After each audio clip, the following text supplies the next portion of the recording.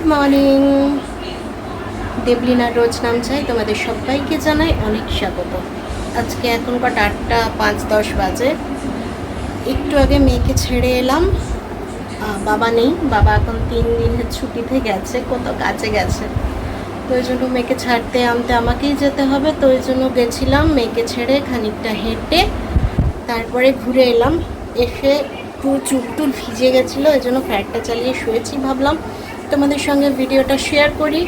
আর সকালে তো জানোই এখন আবার বাবা নেই, মানে আরও হুড়োহুড়ি যে মেয়েকে পৌঁছাতে যেতে হবে। আজকে একটু হ্যাট্রিক যাবে মনে হচ্ছে দিনটা, কারণ হচ্ছে তোমার এসি লোকটাকে তো বলেছি আজকে এসিটা ওই ঘর থেকে খুলে এই ঘরে লাগানোর কথা। তো এবার দেখা যাক। এতদিন গড়িবসি করছিলাম কারণ অ্যামাউন্টটা প্রচুর, কিন্তু এবার লাগাতে হবে। মেয়ে গরম লাগলেই বলে মা এসিটা কবে লাগাবে, মা এসিটা কবে লাগাবে। তো যাই হোক, লাগাতেই হবে। মাঝে মাঝে এক একদিন খুব গরম করছে।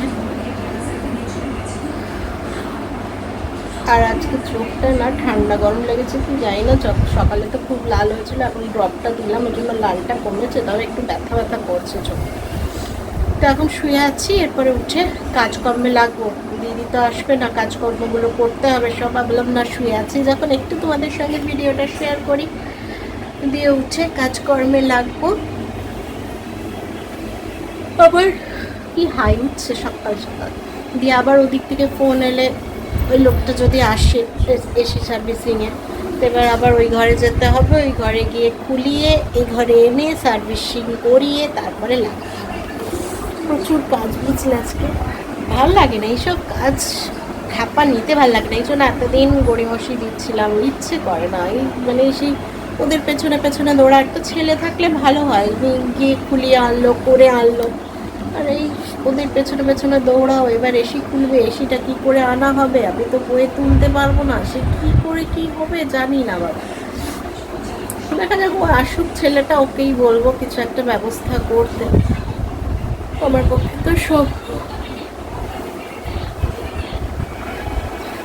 তো সম্ভব নয়, কিছু একটা ম্যানেজ করবো। তো চলো আজকের দিনে গল্পটা শুরু করলাম, দেখতে থাকো, সাথে থাকো। দেবলিনা কি করছে সারাদিন না করছে আর বলো না। কালকে গানের অত্যাচার, এখন সকালে দেখছি বন্ধ আছে। কাল রাত 2টো পর্যন্ত সেই সমানে গান বেজে গেছে জানো। কানের গোড়ায় গাঁক গাঁক করে। লাস্টে জানলা খুলে শুয়েছিলাম, লাস্টে দেখছি তাও তো বেটুকে জোর করে ঘুম পাড়ালাম, ওরও প্রবলেম হচ্ছিল। দিয়ে আমি দেখছি আর পাচ্ছি না গাঁ গাঁকে জ্বালা দিয়ে। আবার সে গরম লাগুক যাই লাগুক জানলা বন্ধ করে আওয়াজটা একটু কম হলো, তারপরে গিয়ে শুলাম। কি রাত 2টো পর্যন্ত এত জোরে গান কেউ বাজায়, যতই পুজো হোক আর চাই হোক। ওরে বাপরে, গান রাত 2টো বেজে গেছে। তারপরে কটায় বন্ধ হয়েছে জানি না, জানলা দরজা বন্ধ করে তখন সাউন্ডটা কম হয়েছে, তারপরে ঘুমিয়ে গেছি। তারপরে গিয়ে কখন বন্ধ হয়েছে কে জানে। আর এখন দেখছি এখনো সকাল থেকে বাজায়নি, এখনো মানে ঘুম থেকে উঠেনি, রাত জেগেছে। এখন উঠে আবার কখন থেকে ঘাঁক ঘাঁক করে বাজাতে শুরু করে কে জানে। তো চলো, মাকেও বললাম আজকে একটু তাড়াতাড়ি রান্নাটা করে নাও, মায়েরও রেশু রাখতে। কতগুলো হাই উঠলো বেলা দেখিনি, শুয়ে আছি বলে। মায়েরও আজকে রেশন আনতে যাওয়ার দিন আছে। তো এবার জন্য বললাম তুমি সকাল করে আজকে রান্নাটা করে নাও, আমি আবার কখন বেরিয়ে যাব, মেয়েকেও আবার আনা আছে। সব কিছু মিলিয়ে আজকে তালে বলে পেকে ঘন্ট হয়ে যাবে। তো চলো, আবার পরে আসবে। একটুখানি রেস্ট নিয়ে উঠে কাজগুলো লাগিয়ে, এখনো বিছনা টিছনা এই যে ওঠেনি, বালিশ টালিশ গুছিয়ে রেখেছি, বাট বিছানা টিছনা এখনো গোছানো হয়নি। আমি তো চলে গেলাম, এইবার করবো সব, ঘর ঝাড়ু মোছা সমস্ত কিছু আছে, সব করবো। আচ্ছা, আজকে রান্না কি হবে? হ্যাঁ, রান্না মা কেটে দিয়ে গেছে, মা রেশন দোকান চলে গেছে। আলু কাটা আছে, আলু দিয়ে মাছের ঝোল। আর এই যে রসুন ছাড়ানো আছে, এখানে শাকটা কালকে দেখেছো সেদ্ধ করা আছে, ওটা ছোকা হবে। আর টমেটো পেঁয়াজ একটু কাটা, এই দিয়ে হবে মাছের ঝোল। ব্যাস, আজকে আলু দিয়ে মাছের ঝোল, আর কিচ্ছু না। আর শাক ভাজা হচ্ছে আজকের রান্না বান্না, বুঝেছো?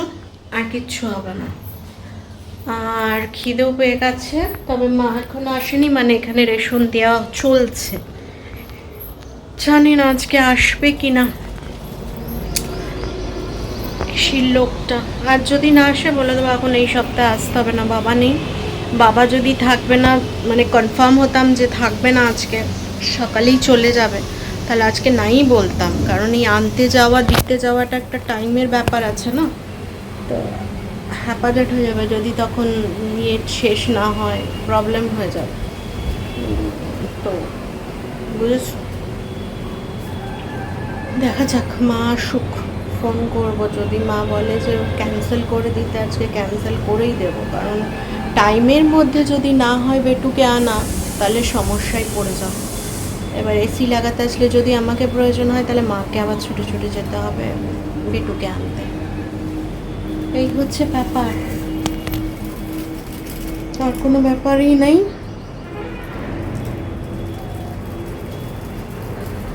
তখন না হয় বলবো বাবা আসলে বা শনি রোববার ছুটির দিন আছে তখন করতে, তাহলে সুবিধে হবে।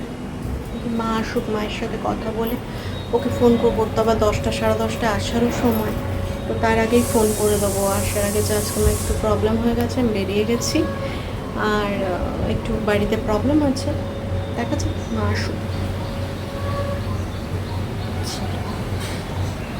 চলো তাহলে আজকের সারাদিনের গল্পটা শুরু করা যাক। হ্যাঁ, শুরু সকালেই করে দিয়েছি, তবে কাজকর্ম এখনও কিছু শুরু হয়নি। তোমাদেরকে সাথে নিয়েই আজকের কাজকর্মটা শুরু করলাম। সকালে মেয়েকে ছেড়ে এসেছি, সেটা একটা বড় কাজ বলতে পারো।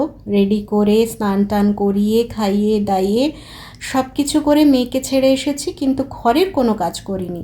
এই যে দেখলে বিছানা ঝাড়া দিয়ে আজকের কাজটা ঘরের শুরু হলো।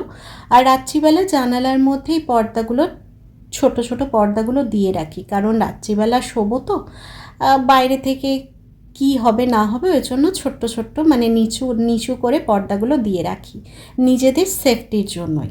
তো এবার চলে এসেছি, দেখো তোমার এই ডিসপেন্সারটা ধোবো বলে। বাবা 2-3 দিন থাকবে না বললামই, জল আনার একটা বিশাল সমস্যা থাকবে, তাই জন্য ভাবলাম ডিসপেন্সারটা ধুয়ে 1 ব্যারেল জল নিয়ে নিই, তাহলে 2-3 দিন আরামে আমাদের চলে যাবে। এদিকে আজকে তোমাদের সকালেই বললাম মা যাবে ডাক্তার দেখাতে, তার জন্য মা রেডি হবে, আর আমি এদিকে রান্নাটা বসিয়ে দিয়েছি, মাছ ভাজতে বসিয়ে দিয়েছি। মাছ ভাজা আমার হয়েও গেল, এই যে মাছ ভাজাগুলো তুলে নিচ্ছি, দিয়ে মাছের ঝোলটা করব। আর সেরকম কিছুই না, আরেকটা কী হবে সেটা তো তোমরা জানোই, শাক ভাজা হয়ে গেছে, তারপরেই মাছের ঝোলটা বসিয়েছি। আর এদিকে মাছের ঝোলের আলুটা সেদ্ধ করে নেব, তাহলে না খুব তাড়াতাড়ি হয়ে যায়। আর ঝোলের মধ্যে যদি ওই তেলের মধ্যে আলু ভেজে করতে যাই, তাহলে অনেকটা আলু সেদ্ধ হতে সময় লাগবে, তাই একদিকে আলুটা সেদ্ধ হতে বসিয়ে দিয়েছি যাতে তাড়াতাড়ি হয়ে যায়। আজ তোমাদের সঙ্গে কিছু অন্যরকম কথা শেয়ার করতে ইচ্ছে করলো, কিছুটা ধরে নিতে পারো নিজের জীবনেরও কথা এটা। আমরা যে মানুষ বা যে জিনিসটাকে দেখি চোখের সামনে, তার বিষয়ে যে ধারণাটা আমাদের তৈরি হয়, সে মানুষ বলো জিনিস বলো যাই বলো, সেটা কিন্তু সব ক্ষেত্রে সমান হয় না, জানো তো। আমরা চোখে দেখি, মনে হয় যা মানুষটা কত ভালো আছে, এই পরিবারটা কত ভালো আছে, বাট আসলে কি আদৌ তারা ভালো আছে? তাদের ভেতরে কি আছে? তারা হয়তো লোকসমক্ষে সবসময় ভালো থাকার চেষ্টা করছে, ভালো দেখানোর চেষ্টা করছে, সম্পর্কগুলো ভালো দেখানোর চেষ্টা করছে, কিন্তু আদৌ কি তাদের মধ্যে এতটা বন্ধন আছে, এতটা ভালোবাসা আছে? সত্যি কথা বলতে সেটা কিন্তু একান্তই ভাবতে হবে, আর এটা জানতে গেলে দীর্ঘদিন মানুষের সঙ্গে থাকতে হবে, তবেই একটা মানুষকে একটুখানি চেনা যায়। পুরোপুরি কোনো দিনই কাউকে চেনা যায় না বা বোঝা যায় না। আর পরিবারের মধ্যে কি চলছে সেটা তো একদমই বোঝা যায় না বাইরে থেকে, দেখলে মনে হয় কত মধুর সম্পর্ক, কত ভালো সম্পর্ক, ভেতরে যে কি সম্পর্ক, ভেতরে যে কি চলছে, সেটা একমাত্র যাদের মধ্যেকার সম্পর্ক তারাই বোঝে। আর ওই যে বাটিটা দেখালাম, ওই বাটিটাই কিনেছি গো। 1-2জন মনে হয় বলেছিল আমাকে কি বাটি কিনলে দেখাবে, ঠিক মনে নেই, তো আজকে দেখিয়ে দিলাম। ওই সেম বাটি দুটো সেদিন মা কিনেছে, 45 টাকা করে এরকম নিয়েছে বাটিগুলো, বেশ মজবুত। ওই ছোট, আবার খুব ছোটও না, মায়ের তরকারি টরকারি রাখতে খুব সুবিধে হচ্ছে। ওই দেখানো হচ্ছিল না, তো আমি বাটিটা মাজছিলাম। মাজতে মাজতে মনে হলো আমাকে কেউ তো কমেন্ট করেছিল বাটিগুলো দেখানোর জন্য, কিন্তু আমার দেখানোই হচ্ছিল না কোনো কারণে। তো দেখিয়ে দিলাম আজ, কিন্তু যে বাটিটা ভিডিওর আগে দেখালাম সেই বাটিটাই কেনা হয়েছে। এবার সমস্ত কাজ সেরে বেরিয়ে পড়েছি মেয়েকে আনতে। রোদের মধ্যে একটা সানগ্লাস পরেছি, সানগ্লাস আছে বাট না পরতে ভুলে যাই, রোদে এমনিই ঢং ঢং করতে করতে বেরিয়ে যাই, তবে আজ ভুলিনি, আজ কিন্তু পরেই বেরিয়েছি রোদে।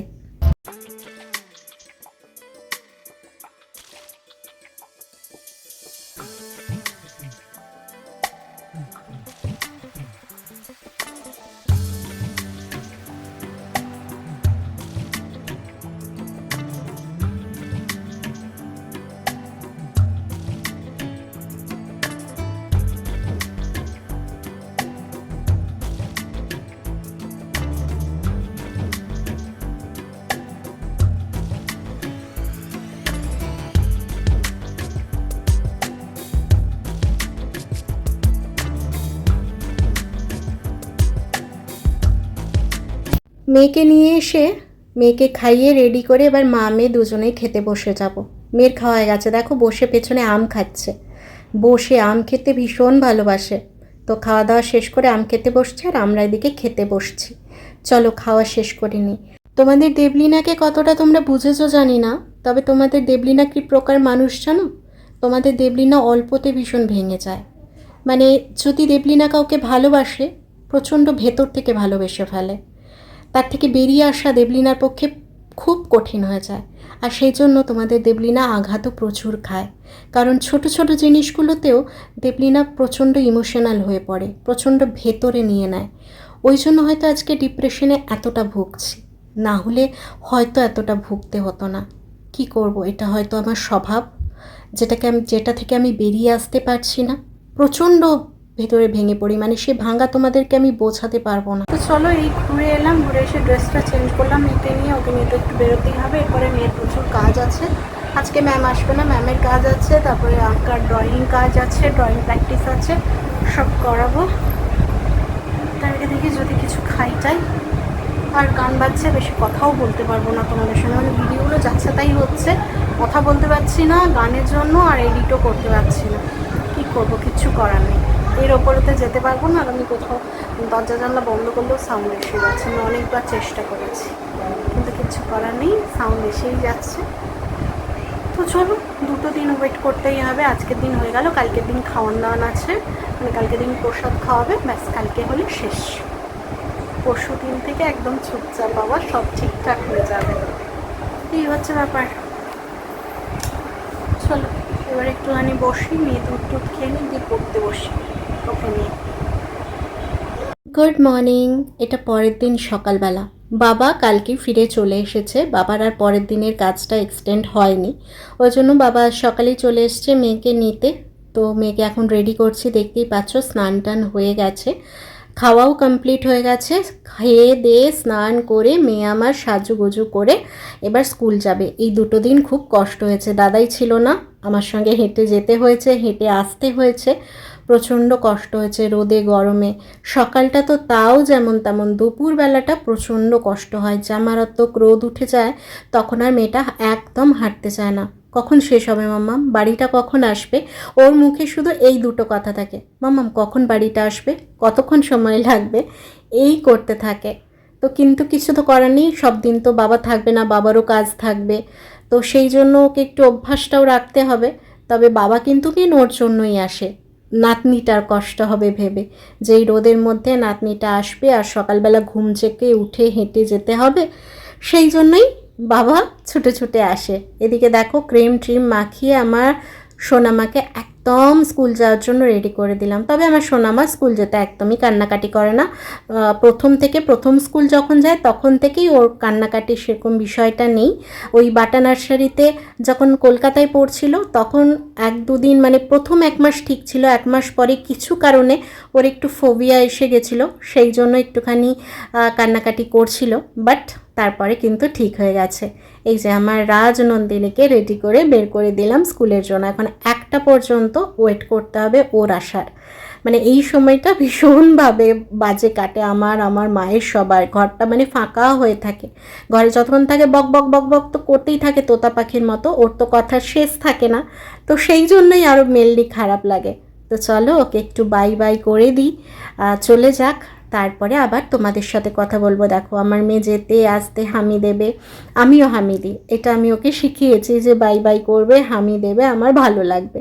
তো সেই কাজটা ও করলো, দেখলো একবার ফ্লাইং কিসি দিয়ে দিল, আরেকবার উঠে দেবে। তো এই যে সাইকেলে উঠে তার রথে উঠে সে এবার রওনা দেবে স্কুলের জন্য।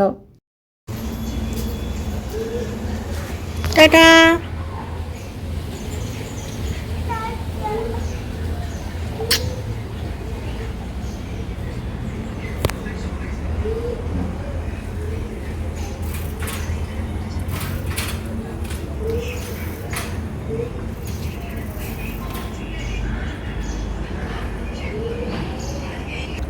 Good morning. চলে গেছে মেয়ে, দেখলেই পাঠিয়ে দিলাম। আর বাবা কালকে ফিরে এসেছে সন্ধেবেলা, তো এই জন্য আজকে চলে এসেছে বাবা। আর যেতে হলো না, তবে আনতে যাওয়ার সময় হয়তো যেতে হবে। বাবা আবার কোথাও কাজে যাবে, যদি না ফিরতে পারে তাহলে আমাকে যেতে হবে। এই হচ্ছে ব্যাপার। এখন চলো, মা চা করে নিয়ে এসে বসে আছে, এবার চা খাবো, বুঝলি? এই যে এখানে চা করে নিয়ে এসে বসে আছে, চা খাবো, দিয়ে দিনটাকে শুরু করি। দিনটা শুরু হয়ে গেছে, বাট চা না খেলে ঠিক শুরু হয় না দিনটা, মানে মন থেকে ঠিক শুরু হয় না চা না খেলে। চা খেয়ে এরপরে হচ্ছে দিনটাকে শুরু করব। ফ্যান চালাবো, বসবো, এখন বসে বেশ খানিকক্ষণ চা খাবো, মা আমি গল্প করব, তারপরে উঠে বাকি কাজ।